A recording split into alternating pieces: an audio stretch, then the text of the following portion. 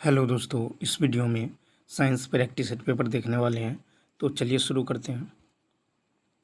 देखिए, कहता है एक स्टील की टेप 20 डिग्री सेल्सियस पर यथापूर्वक मापती है।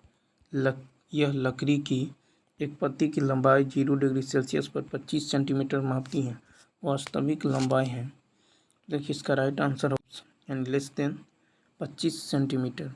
एक स्टील की टेप 20 डिग्री सेल्सियस पर यथापूर्वक मापती हैं। यह लकड़ी की एक पत्ती की लंबाई 0 डिग्री सेल्सियस पर या 25 सेंटीमीटर मापती है। वास्तविक लंबाई होगा लेस देन 25 सेंटीमीटर।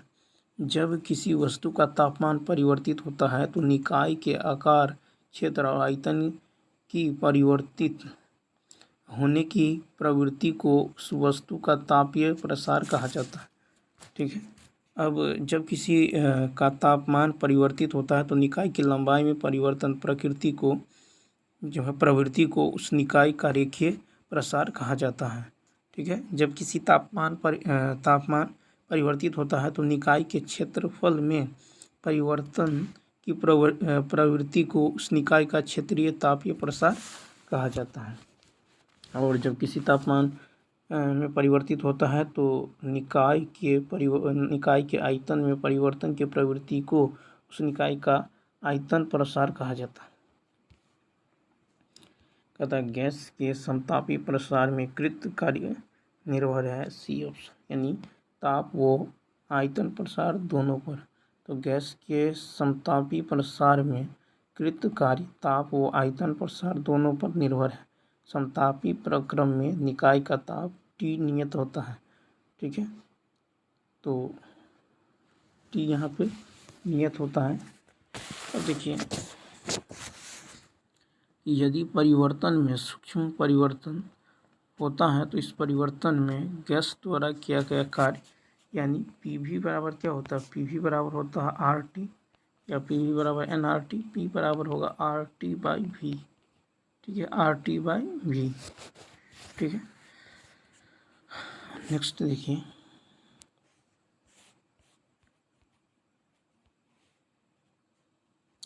नेक्स्ट है कि किसी अंतरिक्ष प्रयोगशाला में जो पृथ्वी के चारों ओर पृथ्वी से 3r ऊंचाई पर जो है अपनी कक्षा में घूम रही 1 सेकंड लोलक को रखा गया, जहां RE पृथ्वी की त्रिज्या है। इस लोलक का आवर्तकाल कितना होगा? तो देखिए इसका राइट आंसर होगा ए ऑप्शन। तो किसी अंतरिक्ष प्रयोगशाला में जो पृथ्वी के चारों ओर पृथ्वी तल से 3r ऊंचाई पर अपनी कक्षा में घूम रहे 1 सेकंड लोलक को रखा गया है, जहां 3RE पृथ्वी की त्रिज्या है। इस लोलक का आवर्तकाल 8 सेकंड होगा। 1 सेकंड लोलक वह लोलक होता है जो हर 1 सेकंड बाद टिक करता है।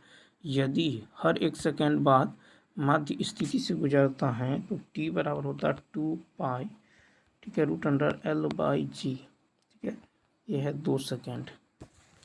ठीक है, अब यहाँ पे देखिए, तो धरती की सतह से h ऊंचाई पर गुरुत्वीय त्वरण ये हो जाएगा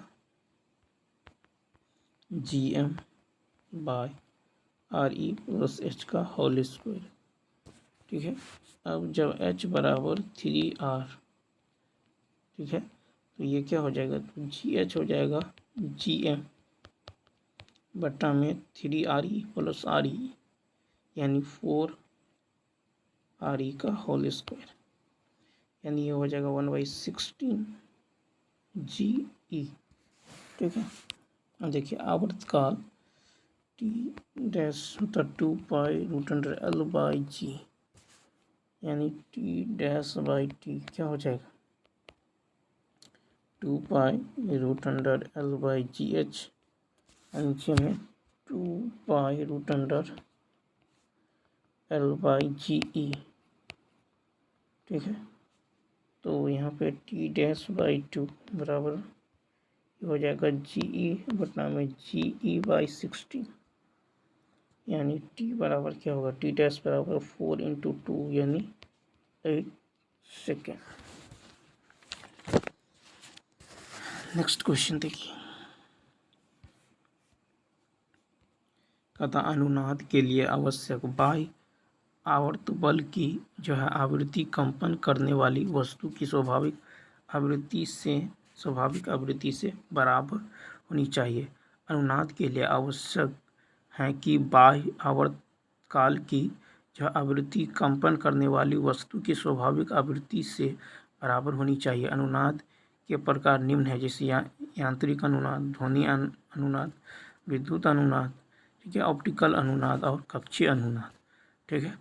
अब देखिए वस्तु द्वारा उत्पन्न आवृत्ति ये होता है वस्तु के स्वाभाविक आवृत्ति के बराबर होता है। कहता है कि समान आवृत्ति तथा समान आयाम की दो तरंगें परस्पर विपरीत दिशा से आकर मिलती हैं तथा उनके बीच कालांतर पाए हैं। यदि प्रत्येक तरंग का आयाम ए हो तो परिणामी तरंग का आयाम ए ऑप्शन क्या होगा, शून्य होगा, ठीक है। तो परिणामी तरंग का आयाम क्या होगा, शून्य होगा। अब देखिए ए बराबर होगा √A1 स्क्वायर जोड़ A2 स्क्वायर जोड़ 2A1 A2 कॉस थीटा, यानी √2A square minus 2A square. A1 की जगह लिख सकते हैं A स्क्वायर जोड़ A square plus 2A square cos pi, यानी 0 हो जाएगा। एक इलेक्ट्रॉन एक विद्युत क्षेत्र में क्षेत्र के अभिलंबवत प्रवेश करता है। इलेक्ट्रॉन का गमन पथ होगा बी ऑप्शन परवलयकार। तो एक इलेक्ट्रॉन एक विद्युत क्षेत्र में क्षेत्र के अभिलंबवत प्रवेश करता है। इलेक्ट्रॉन का गमन पथ परवलयकार होगा, ठीक है। क्या होगा, तो इस तरह से कुछ होगा। विद्युत क्षेत्र में आवेशित कण पर लगने वाला बल होता है Q/E। तथा सही कथन है ए ऑप्शन। लाल प्रकाश की अपेक्षा नीले प्रकाश का संवेग अधिक होता है। लाल प्रकाश की अपेक्षा नीले प्रकाश का संवेग अधिक होता है, ठीक है। जैसे देख लीजिए संवेग बराबर होता है P बराबर h/λ, ठीक है। और ये है वेव की ओर। तो यहाँ पे तरंगदैर्घ्य जो है, तरंगदैर्घ्य क्या होगा, नीचे से ऊपर। देखिए तरंगदैर्घ्य यहाँ पे बढ़ने वाला है,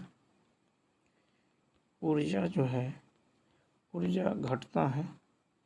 आवृत्ति की यदि बात करें तो आवृत्ति भी घटता है, ठीक है। संवेग की बात करें तो संवेग भी घटता है, यानी लाल प्रकाश में तरंगदैर्घ्य बढ़ता है, ठीक है। आवृत्ति ऊर्जा और संवेग घटता है। सबसे कम तरंगदैर्घ्य बैंगनी रंग का होता है, जिसके कारण बैंगनी रंग का संवेग अधिक होता है। सबसे अधिक तरंगदैर्घ्य लाल रंग का होता है, अतः इसका संवेग कम होता है। तथा अल्फा कण बीटा कणों के मार्ग के लंबवत एक चुंबकीय क्षेत्र लगाया गया है। क्षेत्र में दोनों प्रकार की किरणों के मार्ग की वक्रता सी ऑप्शन असमान और विपरीत दिशाओं में। अल्फा तथा बीटा कणों के मार्ग की लंबवत एक चुंबकीय क्षेत्र लगाया गया है। क्षेत्र में दोनों प्रकाश की किरणों के मार्ग की वक्रता और समान विपरीत दिशाओं में है। एक समान चुंबकीय क्षेत्र में आवेशित कण के मार्ग की वक्रता त्रिज्या का सीधा अनुपात जो है आवेशित कण के संवेग से है। जब एक गतिमान व आवेशित कण किसी चुंबकीय क्षेत्र में प्रवेश करता है तो आवेशित कण द्वारा अनुगमित पथ जो है वृत्ताकार होता है। यदि चुंबकीय क्षेत्र कण के वेग के लंबवत होता है, कण द्वारा अनुगमित पथ की त्रिज्या जितनी अधिक वक्रता उतनी ही कम होगी और त्रिज्या जितनी अधिक होगी उतनी ही अधिक वक्रता होगी। चुंबकीय क्षेत्र में गतिमान कण द्वारा अनुगमित पथ की त्रिज्या निम्न होती है। कहता कि बीटा कणों की उत्पत्ति होती है बी ऑप्शन, यानी न्यूक्लियस में न्यूट्रॉन के छेद से। बीटा कणों की उत्पत्ति न्यूक्लियस में न्यूट्रॉन के छेद से होती है। बीटा कण परमाणु नाभिक के रेडियोधर्मी छेद से उत्सर्जित एक उच्च गति उच्च जो है ऊर्जा इलेक्ट्रॉन या पॉजिट्रॉन है। न्यूट्रॉन की अधिकता वाला एक अस्थिर परमाणु नाभिक बीटा 6 के दौरान इलेक्ट्रॉन का उत्सर्जन करता है। और अस्थिर परमाणु नाभिक में प्रोटॉन की जो है अधिकता तो बीटा 6 के दौरान पॉजिट्रॉन उत्सर्जित करता है। बीटा कण का कोई द्रव्यमान नहीं होता, इसका आवेश -1 होता है। बीटा कण की भेदन क्षमता अल्फा कणों से अधिक होती है। ठीक है, अल्फा बीटा गामा कणों के बीच जो वेग है गामा का होता है बीटा से बड़ा, बीटा का होता है अल्फा से बड़ा। परमाणु कक्षक हैं बी ऑप्शन। क्षेत्र जिसमें इलेक्ट्रॉन के पाए जाने की संभावना सबसे अधिक है। तो देखिए क्षेत्र जिसमें इलेक्ट्रॉन के पाए जाने की संभावना सबसे अधिक है परमाणु कक्षक है। परमाणु कक्षक परमाणु सिद्धांत और क्वांटम यांत्रिक में एक गणितीय शब्द है जो एक परमाणु में एक इलेक्ट्रॉन की स्थिति और तरंग जैसे व्यवहार का वर्णन करता है। परमाणु कक्षक का नाम आमतौर पर मुख्य क्वांटम संख्या और जो है एजीमुथल क्वांटम संख्या के संयोजन के रूप में व्यक्त किया जाता है। 4 परमाणु कक्षाएं SPDF हैं। नोडल बिंदु वह बिंदु है जिस पर इलेक्ट्रॉन मिलने की संभावना शून्य होती है। ठीक है, नोड्स 2 प्रकार के होते हैं। एक तो रेडियल नोड्स यानी नाभिक से दूर की गणना करता है और कोणीय नोड यानी दिशा निर्धारित करता है। ठीक है, रेडियल नोड्स की संख्या होता है n-1 n-l-1 और कोणीय नोड्स की संख्या l और नोड्स की कुल संख्या n-1। कांच को जो है नींबू सा पीला रंग प्रदान करने के लिए उपयुक्त होने वाला पदार्थ है सी ऑप्शन कैडमियम सल्फाइड। कांच को नींबू सा पीला रंग प्रदान करने के लिए प्रयुक्त होने वाला पदार्थ कैडमियम सल्फाइड है। कांच को हरा बनाने के लिए सोडियम क्रोमेट का जो उपयोग किया जाता है। कांच को नारंगी बनाने के लिए सेलेनियम ऑक्साइड का उपयोग किया जाता है। कांच को रूबी लाल बनाने के लिए जो सिल्वर क्लोराइड या कैल्शियम मैग्नी का प्रयोग किया जाता है। कांच का सामान्य सूत्र Na2O CaO6SiO2 है। कांच का सामान्य सूत्र Na2O ठीक है CaO6SiO2 और कांच जो है अति शीतित द्रव है। कहता है कि ओजोन काले लेड सल्फाइड को सफ़ेद यौगिक में जो ऑक्सीकृत करती हैं और ऑक्सीजन मुक्त होती हैं एक्स है ये ऑप्शन PbSO4। ओजोन काले लेड सल्फाइड को सफ़ेद यौगिक में ऑक्सीकृत करती है और ऑक्सीजन मुक्त होती हैं। ठीक है, यौगिक है PbSO4 Pbs+4SO3 ये बनाएगा PbSO4+4O2। ओजोन ऑक्सीजन का अपर रूप है। ओजोन की सांद्रता समताप मंडल में अधिक होती है। ओजोन में परावैंगनिक किरणों को अवशोषित करने की क्षमता पाई जाती है। निम्नलिखित संकर आयनों में कौन सा आयन जो अदृश्य प्रकाश अवशोषित नहीं करता ए ऑप्शन तो NiCN4 जो है संकर आयनों में से सदृश्य प्रकाश अवशोषित नहीं करता है। केवल वह संक्रमण धातु परिसर दृश्य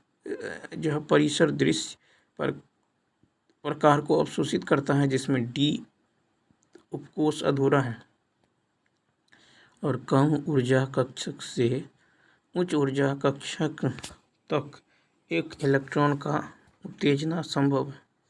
ठीक है, नेक्स्ट कहता है कि ड्यूरेलुमीन मिश्र धातु का बहुत हल्का और प्रबल होने के कारण वायुयान और जहाज बनाने में उपयोग होता है। इसके 2 मुख्य घटक ए ऑप्शन Al और Cu। तो ड्यूरेलुमीन मिश्र धातु का बहुत हल्का और प्रबल होने के कारण वायुयान और जहाज बनाने में उपयोग होता है। इसके 2 मुख्य घटक एल्युमिनियम और जो है कॉपर है। मिश्र धातु में एल्युमिनियम 94%। देखिए यहाँ पे मिश्र धातु में यदि बात करें ड्यूरेलुमीन एल्युमिनियम 94%, कॉपर 4%। ठीक है। एल्युनिको में aluminium 12%, nickel 20%, cobalt 5%। Bill metal में कॉपर 80%, टीन 20%। ब्रॉन्ज में कॉपर 88%, टीन 12%। ब्रास में कॉपर 67%, जिंक 33%। ठीक है। अब नेक्स्ट क्वेश्चन देखिए, तथा प्रोकैरियोट्स तथा यूकैरियोट्स में मुख्य अंतर है। बी, केवल कला अनुपस्थित। तो देखिए प्रोकैरियोट्स और यूकैरियोट्स में मुख्य अंतर है कि केंद्र कला अनुपस्थित होता है। ठीक है। प्रोकैरियोट्स की विशेषता है कि कोशिका भित्ति उपस्थित होती है। ठीक है। सेंट्रियोल अनुपस्थित होता है। क्रोमोसोम डीएनए के बने छल्ले के रूप में होता है। साइक्लोस्केलेटन अनुपस्थित होता है और एंडोप्लाज्मिक रेटिकुलम अनुपस्थित होता है। यूकैरियोट्स जंतुओं में कोशिका भित्ति अनुपस्थित व पौधों में उपस्थित। सेंट्रियोल जंतुओं में उपस्थित व पौधों में अनुपस्थित। प्रोटीन युक्त डीएनए के बने कई क्रोमोसोम होते हैं। साइक्लोस्केलेटन उपस्थित होता है और एंडोप्लाज्मिक रेटिकुलम उपस्थित होता है। कहता कि जल अपघटीय एंजाइम्स पाए जाते हैं तो लयन काय या लाइसोसोम। जल अपघटित जो है एंजाइम लयन काय या लाइसोसोम में पाए जाते हैं। हाइड्रोलाइटिक एंजाइम वे एंजाइम होते हैं जो peptide ester glycosidic ether carbon carbon bond carbon halide bond और पीएन बॉन्ड जैसे विभिन्न बॉन्ड के जो हाइड्रोलाइसिस को उत्प्रेरित करता है। लाइपेज यह वसा के जल अपघटन को उत्प्रेरित करता है। एमाइलेज यह स्टार्च के जल अपघटन को शर्करा जो डाइसेकेराइड आदि में उत्प्रेरित करता है। प्रोटीन यह प्रोटीन के टूटने को छोटे पेप्टाइड्स एकल एमिनो अम्ल में उत्सर्जित करता है। और फास्फेट यह सबस्ट्रेट से फास्फेट की मात्रा को हटाने को उत्प्रेरित करता है। नेक्स्ट है कि समस्त जीवों के लिए कार्बोहाइड्रेट का संश्लेषण मूलतः करती हैं सी ऑप्शन यानी क्लोरोफिल युक्त पादप कोशिकाएं। समस्त जीवों के लिए कार्बोहाइड्रेट का संश्लेषण मूलतः क्लोरोफिल युक्त पादप कोशिकाएं करती हैं। कार्बोहाइड्रेट कार्बनिक यौगिक का एक समूह है जो जीवित ऊतकों और खाद्य पदार्थों में स्टार्च, सेलुलोज और शर्करा के रूप में होता है। ठीक है। तो यहाँ पे हो जाएगा क्लोरोफिल युक्त पादप कोशिकाएं। ठीक है। उसके बाद देखिए कार्बोहाइड्रेट जो होता है ये होता है सिंपल और कॉम्प्लेक्स। सिंपल में होता है मोनोसेक्राइड्स और डाइसेक्राइड्स, जबकि कॉम्प्लेक्स में होता है पॉलीसेक्राइड्स। मोनोसेक्राइड्स में ग्लूकोज, फ्रुक्टोज और गैलेक्टोज होता है, जबकि डाइसेक्राइड में माल्टोज, लैक्टोज और सुक्रोज होता है। डाइसेक्राइड पॉलीसेक्राइड में स्टार्च होता है, सेलुलोज होता है और ग्लाइकोजन होता है। राइबोजाइम है विकर की भांति कार्य करने वाला आरएनए। राइबोजाइम विकर की भांति कार्य करने वाला एंजाइम है। कहता है एक राइबोजाइम एक राइबोन्यूक्लिक एसिड एंजाइम है तो एक रासायनिक प्रतिक्रिया को उत्प्रेरित करता है। राइबोजाइम राइबोसोम में पाए जाते हैं जहां वे प्रोटीन श्रृंखला बनाने के लिए अमीनो अम्ल को एक साथ मिलाते हैं। राइबोजाइम महत्वपूर्ण प्रतिक्रियाओं जैसे आरएनए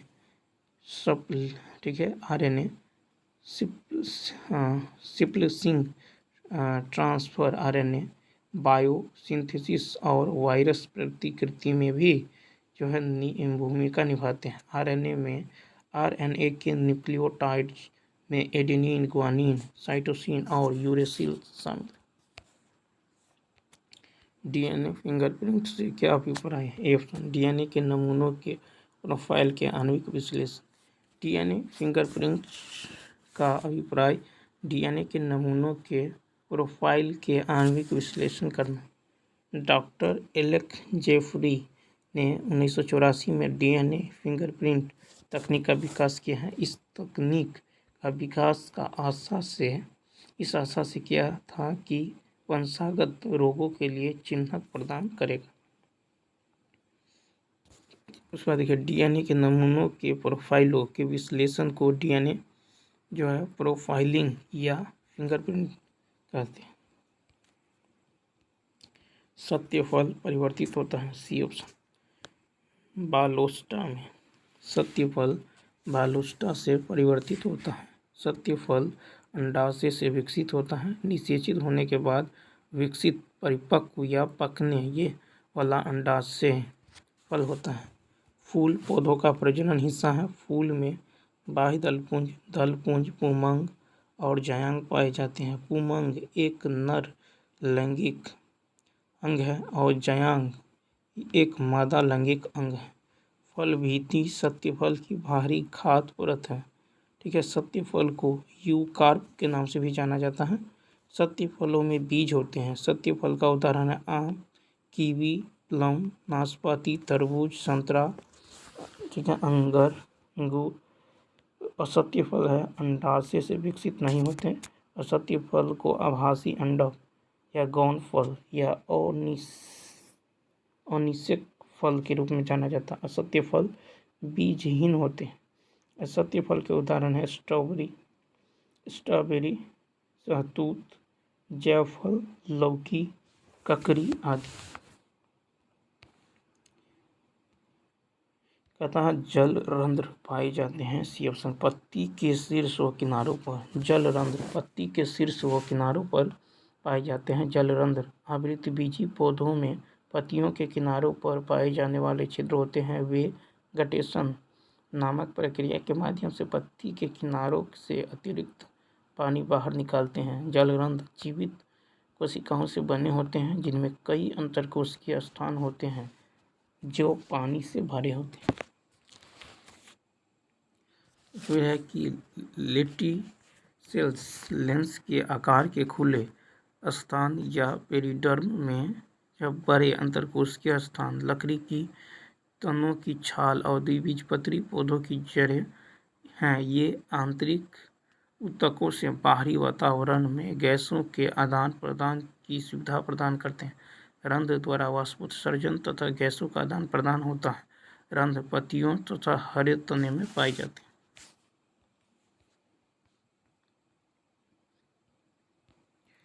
कहता है कि मानव के वृक्कों में निस्यंदन दाब 132 का सी 10 से 15 mmHg। मानव के वृक्कों में निस्यंदन दाब 10 से 15 mmHg होता है। निस्यंदन दाब जो केशिकास्त्वक निस्यंदन का कारण बनता है वह 3 दाब द्वारा निर्धारित किया जाता है। केशिकास्त्व जल स्थितिक दाब, यह जो है अभिवाडी और अपवाही धमनी के व्यास में अंतर के कारण होता है। यह 60 से 76 mmHg होता है। कोलाइड जो है प्रसारण दाब प्लाज्मा प्रोटीन के कारण जो है कोशिकाओं के रक्त में उत्पादित जो है ऑस्मोटिक दाब है। यह 20 से 32 mmHg होता है। और संपुटी जल स्थितिक दाब, यह दाब द्रव द्वारा निर्मित दाब है जो वुमेन के संपुटी में पहुंचता है और निस्यंदन को रोकता है। लगभग 10 से 18 mmHg होता है। ठीक है, निस्यंदन दाब 12 से mmHg भी होता है। नेक्स्ट कहता सिलियरी पेशियाँ का कार्य क्या है? तो नेत्रों में फोकस को बदलना। देखिए, सिलियरी मांसपेशी चिकनी मांसपेशी हैं, फाइबर होती हैं। जब सिलियरी मांसपेशी आराम करती हैं तो लेंस सपाट हो जाता है और जब वे अनुबंध करते हैं तो लेंस मोटा हो जाता है। आँखों के लेंस की वक्रता में परिवर्तन आँखों की फोकल लंबाई को बदलता है। रेटिना जो है प्रकाशीय नसों के माध्यम से मस्तिष्क में जो प्रेषित होने वाले संकेत उत्पन्न करती हैं। पुतली आँख में प्रवेश करने वाली प्रकाश की मात्रा को नियंत्रित करती हैं। आइरिस पुतली के आकार को नियंत्रित करती है। नेत्रोद कॉर्निया और आँखों के लेंस के बीच जो मौजूद पारदर्शी पानी जैसा तरल पदार्थ है, यह सिलियरी मांसपेशियों से स्रावित होता है। कोशिकाओं की आवश्यकता अनुसार उपस्थित जीनों द्वारा प्रोटीन संश्लेषण हेतु जो प्रारंभिकरण और समापन बंद या विराम होने की क्रियाविधि कहलाती है। 134 का ए यानी जीन नियमन। तो कोशिका की आवश्यकता अनुसार उपस्थित सक्रिय जीनों द्वारा प्रोटीन संश्लेषण का जब प्रारंभिकरण एक समापन बंद विराम होने की क्रियाविधि जीन नियमन कहलाती है। कोशिका में हजारों जीन होते हैं। इनमें से सक्रिय जीन प्रोटीन निर्माण में सहायक होते हैं। नियामक जीन जीन समूह की क्रिया को नियंत्रित करते हैं। नियामक जीन ही निश्चित करते हैं कि संरचनात्मक जीन्स या उनके समूह किसी स्थान एवं समय पर अनुलेख द्वारा mRNA के निर्माण के लिए सक्रिय होगा या नहीं। नियामक जीन यह कार्य जो एक रासायनिक पदार्थ के संश्लेषण द्वारा करते हैं, जिसे जो है निरोधक या संदर्भ कहते हैं। फुसफुसीय धमनी के भीतर रुधिर दाब, तो बी ऑप्शन, यानी फुसफुसीय धमनी के भीतर रुधिर दाब फुसफुस शिरा की अपेक्षा अधिक होती है। फुसफुसीय धमनी की दीवारें अत्यधिक मोटी, पेशियां व लचीली तथा गुहा संकरी होती हैं, अतः इनमें रुधिर अत्यधिक दाब और झटके के साथ आगे की ओर बढ़ता है। फुसफुसीय शिरा की दीवार महीन व लोचदार तथा जो है गुहा चौड़ी होती है, अतः इसमें रुधिर के बहने की दिशा की गति धीमी व एक सी रही है। नेक्स्ट कहता है कि देखिए, सॉरी एक मिनट रुक जाइए।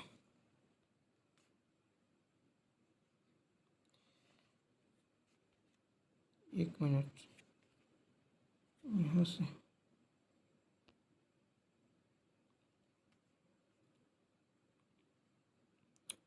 देखिए, क्वेश्चन नंबर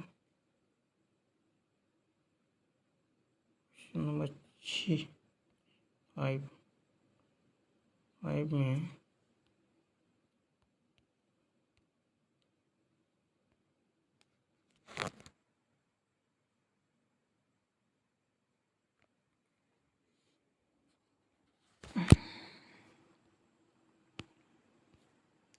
ये क्वेश्चन जो है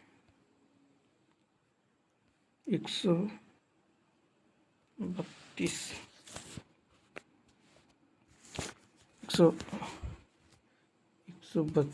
133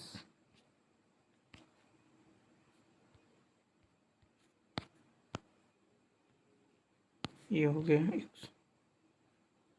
134 133 में है सिलियरी पेशियाँ, ये हो गया। इधर आप 135 134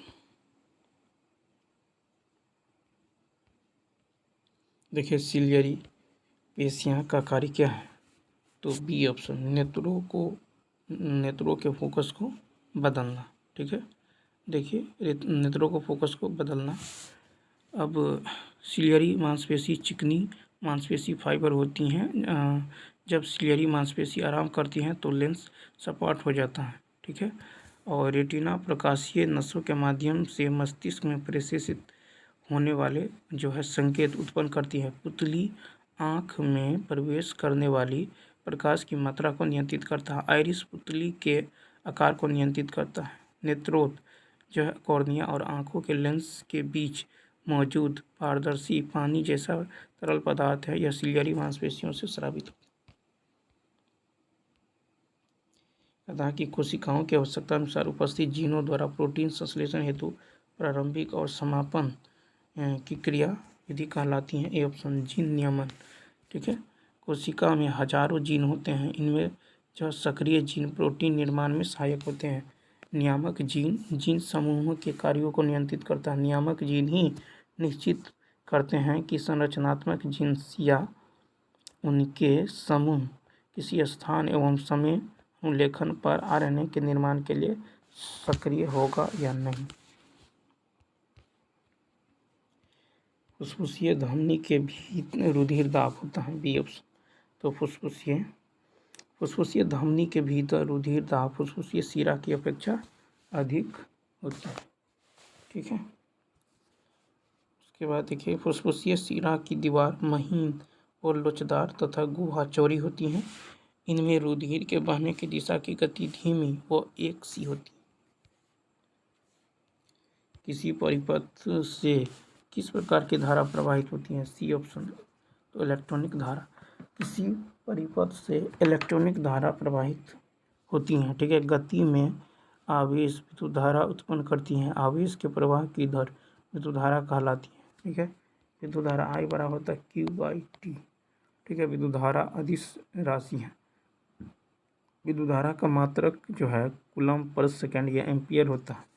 1 एम्पियर बराबर होता है 1/10 एम्पियर। 1 एम्पियर होता है 3 × 10⁹। ठीक है। 60 एम्पियर। नेक्स्ट क्वेश्चन देखिए, कहता है नैनो मटेरियल वे सामग्रियां हैं जिनका कम से कम एक आयाम जो है कितने से कम मापा जाता है। तो सी।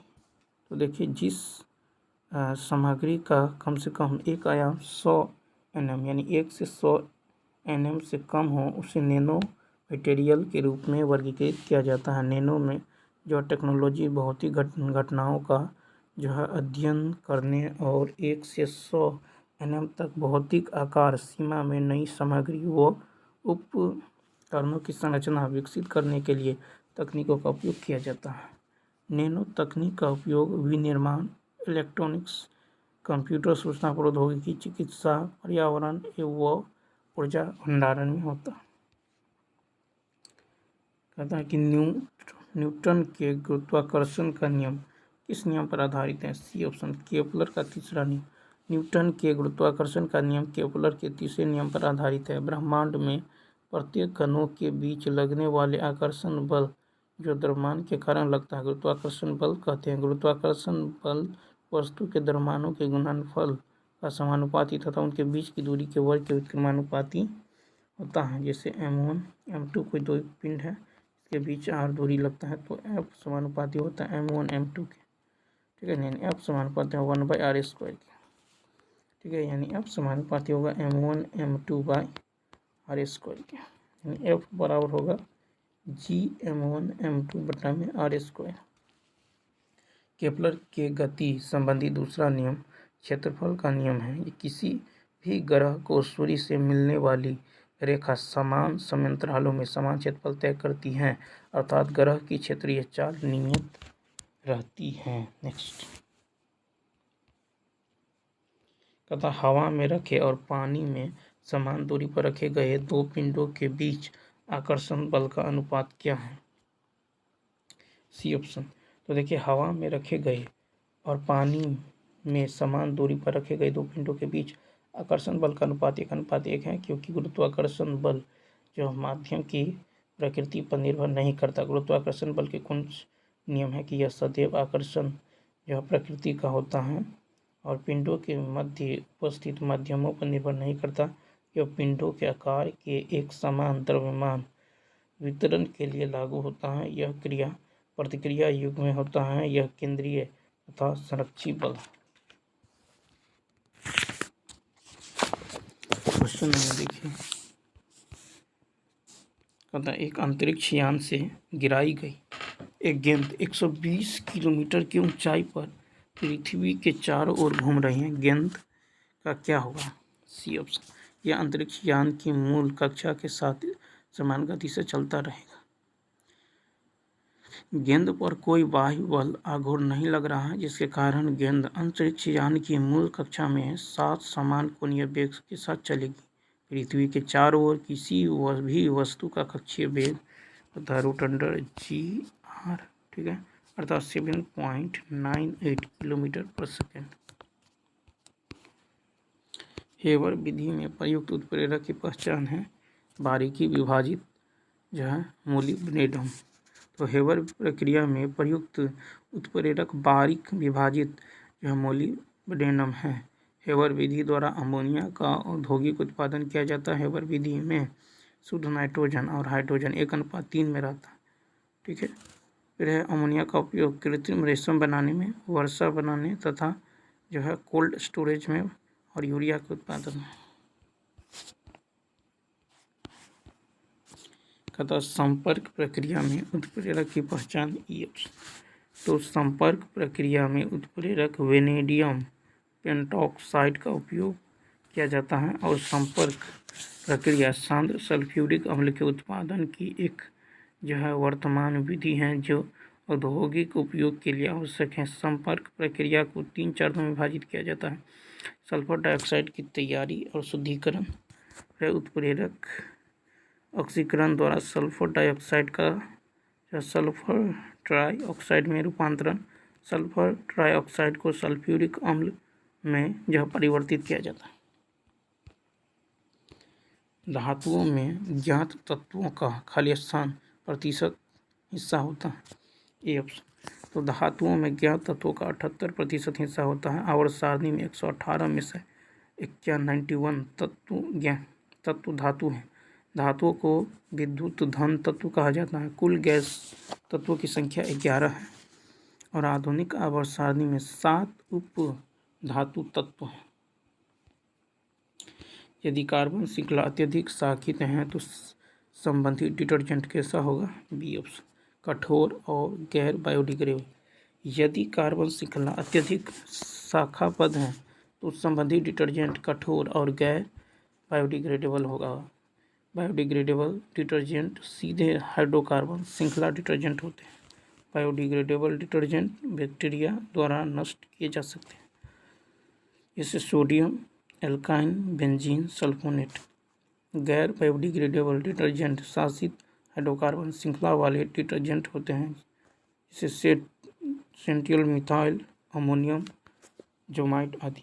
संक्रियण ऊर्जा की इकाई क्या है? A option. तो संक्रियण ऊर्जा की इकाई जूल पर मोल है।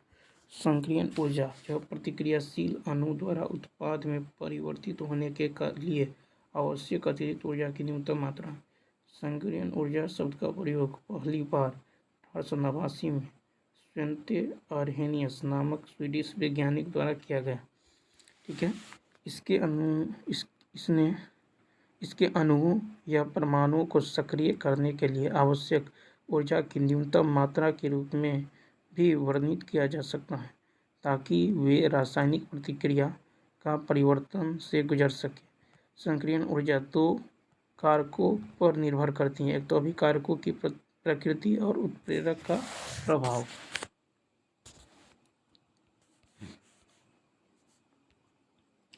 कोशिका के किस भाग में पानी जैसे पदार्थ घुले हुए और निलंबित अणुओं वाले होते हैं? A option, protoplasm. तो कोशिका का प्रोटोप्लाज्म पानी के समान एक तरल पदार्थ है। इसमें सभी अणु जो है निलंबित होते हैं। साइटोप्लाज्मा में कोशिका की झिल्ली के अंदर सभी कण होते हैं। साइटोसोल साइटोप्लाज्म का एक हिस्सा है जिसमें कोशिका केंद्रक को छोड़कर सभी अंगक होते हैं। मैट्रिक्स एक तरल पदार्थ है जो विशिष्ट संरचना के प्रकार के आधार पर विभिन्न प्रकारों में मौजूद होता है जिसे सेंट्रोमा क्लोरोप्लास्ट का मैट्रिक्स कहते हैं। प्रोटोप्लाज्म छोटे अणुओं जैसे आयन, मोनोसेकेराइड, अमीनो अम्ल और माइक्रो मोलेक्यूल्स जैसे प्रोटीन, पॉलीसेकेराइड, लिपिड आदि का मिश्रण है। प्रोटोप्लाज्म शब्द पुरकिंजे ने दिया था।